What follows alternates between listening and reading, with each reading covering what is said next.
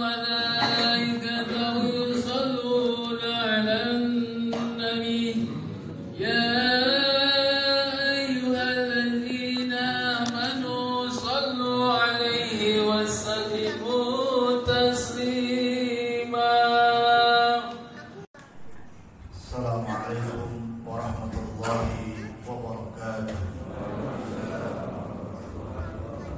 الله أكبر الله أكبر الله أكبر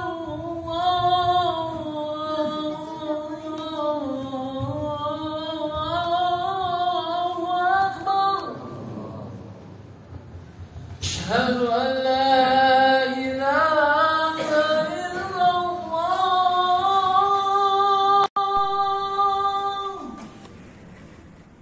Atas izin Allah Jalla Jalaluhu, betapa tidak terasa rasanya sudah di penghujung tahun lagi.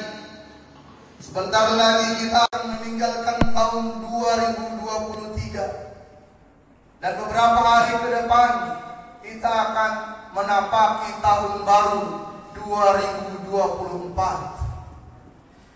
Kaum muslimin dimuliakan Allah Jalla Jalaluhu, berbicara pergantian tahun, sungguh Islam sangat konsen dalam hal itu. Buktinya Allah Jalla Jalaluhu sangat konsen dalam hal waktu. Dibuktikan betapa banyak Allah menyandarkan sumpah-sumpahnya dengan keterangan waktu.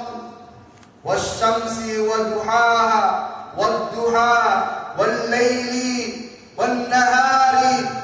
Bahkan Allah menyiapkan satu surat yang disebut dengan surat Al-Ashr, yaitu waktu.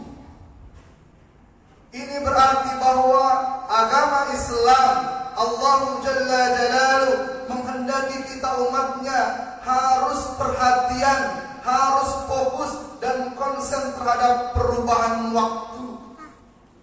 Sebab dengan perubahan waktu itulah hari demi hari amal-amal kita terjadi, dan setiap amal perubahan hari demi hari akan dipertanggungjawabkan.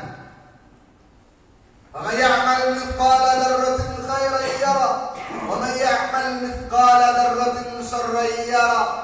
Betapapun amal kebaikan yang kita lakukan selama tahun 2023, Allah tidak tidur, Allah tidak pernah lupa.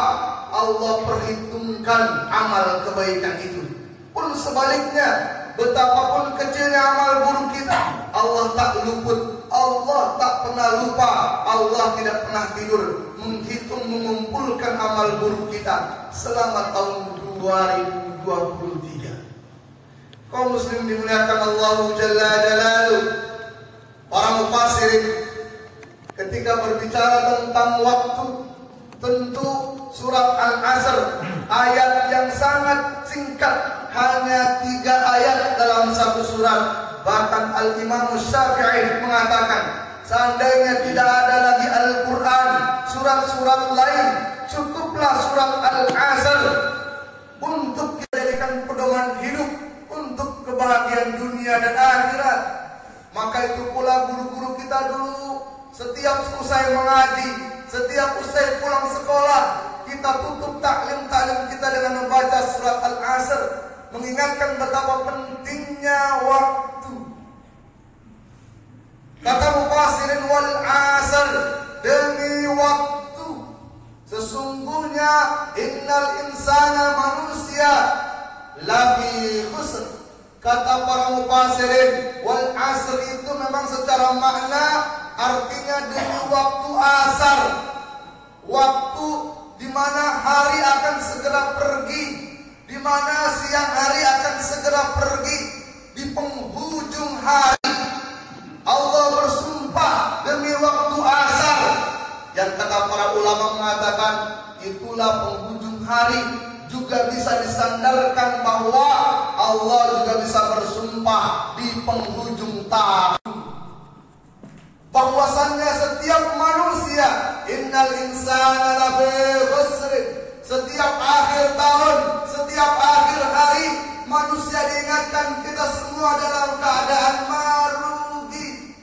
Illal ladzina amanu, kecuali dia punya iman, wa amilus shalihat, dan imannya dibuktikan dengan amal saleh, wa tawassau bil haqqi wa tawassau bis sabr, dan terus melakukan aktivitas dakwah kebaikan dan terus melakukan perbaikan satu dengan yang lainnya agar tercipta kedamaian. Kaum muslimin dimuliakan Allah Jalla Jalaluhu. Dari itu semua maka tugas kita, kata para guru-guru kita, jangan sampai kita mengakhiri segala sesuatu dengan hal yang buruk. Jangan sampai kita punya su'ul khatimah. Maka tugas kita adalah ketika menjelang akhir tahun, agar akhir tahun ini menjadi akhir tahun yang husnul khatimah. Kita tutup akhir tahun 2023 ini dengan perkara yang baik-baik, dengan hal yang penuh dengan kebaikan, dengan segala sesuatu yang mengandung perbaikan. Apa langkah untuk kita bisa mencapai husnul khatimah di akhir tahun ini? Kata para ulama cukup dua saja, berlandaskan surat Al-Hasr ayat 18. Ya ayyuhalladzina amanu taqullaha wal tanzur nafsum ma qaddamat lighad wattaqullaha innallaha khabirun bima ta'malun. Kata para ulama, maka kita cukup lakukan dua hal, insyaallah akhir tahun ini menjadi husnul khatimah, akhir yang penuh kebaikan. Yang pertama, lakukan muhasabah, lakukan evaluasi, lakukan mutabaah, periksa diri sendiri. Sebagaimana Umar mengatakan kepada kita, hasibu qabla an tuhasibu, hisablah diri kalian, perhitungkanlah diri kalian sebelum datang yaumul hisab yang sesungguhnya, di mana Allah akan mempertimbangkan kita dengan seadil-adilnya. Apa yang harus kita hitung? Banyak sekali yang harus kita hisab. Di antaranya nikmat sehat yang Allah berikan selama tahun 2023. Apa yang kita gunakan nikmat sehat itu? Apakah lebih banyak kita gunakan untuk maksiat kepada Allah? Ketika kita diberikan nikmat sehat, apakah lebih banyak ibadah kepada Allah ataukah sebaliknya? Ketika Allah berikan kita nikmat sehat, apakah kita lebih banyak tunduk patuh kepada Allah ataukah kita lebih banyak lalai selama setahun ini? Allah berikan kita nikmat hidup, Allah berikan kita rezeki yang halal, yang berkah.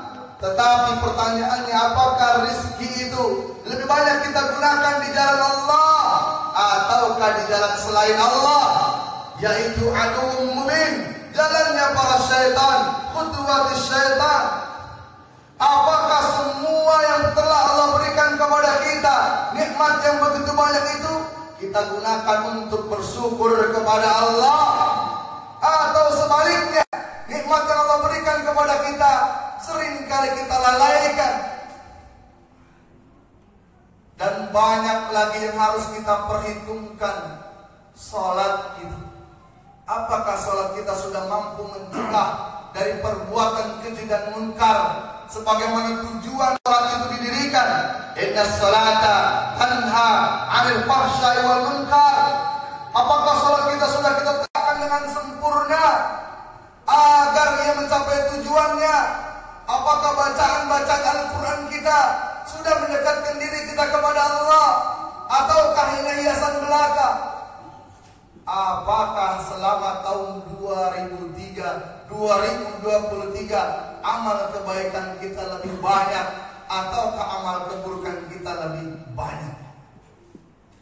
Hitunglah seluruhnya agar itu menjadi langkah kita ke depan. Kalau amal baik sudah banyak, alhamdulillah, pertahankan, perjuangkan perjuangkan untuk seterusnya di tahun yang akan datang. Tapi kalau sekiranya kita hitung-hitung amal buruk kita lebih banyak, maka bersiaplah, berazamlah, bertekadlah tahun 2024 kita harus lebih baik lagi. Sebab bisa jadi ini tahun terakhir kehidupan kita. Kaum muslimin dimuliakan Allah Jalla Jalaluhu. Yang kedua, apa yang harus kita lakukan agar kita husnul khatimah? Yakni tazkiyatun nafs. Tidak ada di antara kita yang tidak memiliki dosa dan kesalahan. Bahkan Rasulullah SAW, seorang nabi yang maksum, seorang nabi yang sudah punya tiket ke surga, dia katakan, aku, kata Rasulullah, setiap hari paling sedikit 70 sampai 100 kali beristighfar kepada Allah. Maka akhir tahun ini harus kita gunakan kesempatan ini untuk bertaubat, taubatan nasuha, banyak memohon ampun kepada Allah. Bila mana setahun ini kita melakukan banyak kesalahan-kesalahan, kealpaan-kealpaan yang itu sudah pasti kita lakukan, sadar atau tidak sadar, kecil dan besarnya, semua kita tidak luput dari kesalahan. Maka perbanyaklah istighfar. Para ulama mengatakan, kalaulah kita tidak bisa melakukan fastabiqul khairat, berlomba-lomba dalam kebaikan, kita tidak mungkin melakukan sholat malam setiap malam. Mungkin kita tidak bisa melakukan tilawah Al-Quran 1 juz per hari. Mungkin kita tidak puasa Senin dan Kamis.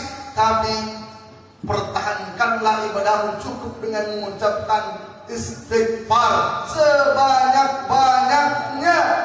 Sibukkan dirimu dengan mohon ampun kepada Allah. Itu pun bisa menyayangi saudara-saudaramu yang penuh dengan aktivitas kesolehan dalam kesehariannya. Maka kesimpulannya, tahun 2023 mari kita sama sukseskan menjadi tahun yang husnul khatimah. Muhasabah diri, banyak tazkiyatun nafs, introspeksi diri, lakukan istighfar, lakukan pertaubatan agar tahun 2024 kita songsong dan kita raih dengan penuh kebaikan. Amin ya rabbal alamin. Barakallahu li wa lakum fil Qur'anil azim wa nafa'ani iyyakum bima fihi minal ayati wa dhikril hakim. وتقبل الله منا ومنكم تلاوته واستغفر الله إن الله غفور رحيم. اللهم صل على سيدنا محمد وعلى آل سيدنا محمد. الحمد لله رب العالمين حمدا كثيرا كما أمر. أشهد أن لا إله إلا الله وأشهد أن محمدا رسول الله. اللهم صل وسلم وبارك على سيدنا محمد وعلى آله وأصحابه ومن تبعهم بإحسان إلى يوم الدين. أما بعد، فيا عباد الله اتقوا الله ما استطعتم من قوة وأطيعوا الله والرسول لعلكم تفلحون. وقال الله تعالى يا أيها الذين آمنوا اتقوا الله حق تقاته ولا تموتن